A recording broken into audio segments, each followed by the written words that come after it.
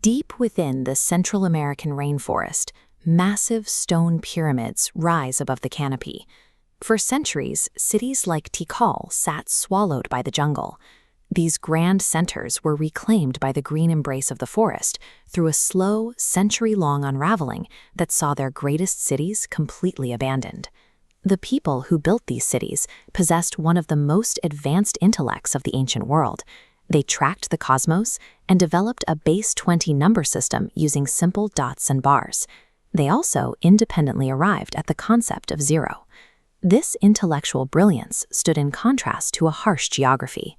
The tropical rainforest appears lush, but its topsoil is incredibly thin, making large-scale agriculture precarious. Survival depended on a cosmic covenant. Commoners engineered this fragile land to grow maize, while divine kings performed bloodletting rituals to guarantee the seasonal rains. By the late 8th century, the public record of this system flatlines. Maya kings, who had obsessively chronicled their reigns for centuries, suddenly stopped carving dates and histories into their monuments. The Maya had engineered a society that balanced on a precarious environmental knife's edge, leaving them completely vulnerable when the system finally broke. By the late Classic period, population growth had reached a breaking point. Tikal alone swelled to hold over 60,000 citizens, putting immense pressure on the land for food and space. Architecture drove this resource demand. Producing the white plaster for pyramids required heating limestone to extreme temperatures, fueled entirely by green wood. Rival kings engaged in an architectural arms race, building ever larger temples. This competition rapidly cleared surrounding forests to fuel the kilns. Stripping the forest triggered a devastating chain reaction. Without roots to anchor the earth, intense rains washed the fertile topsoil away, destroying the agricultural base. Scientists reading sediment cores from local lake beds find the evidence in the mud. The layers show a sharp drop in tree pollen and a massive spike in eroded soil, precisely as these cities reached their peak. The very markers of the Maya success, their dense populations and monumental stone cities, effectively cannibalize the ecological foundation required to keep their citizens alive. Data from ancient cave stalagmites reveals a climatic shock that broke the system.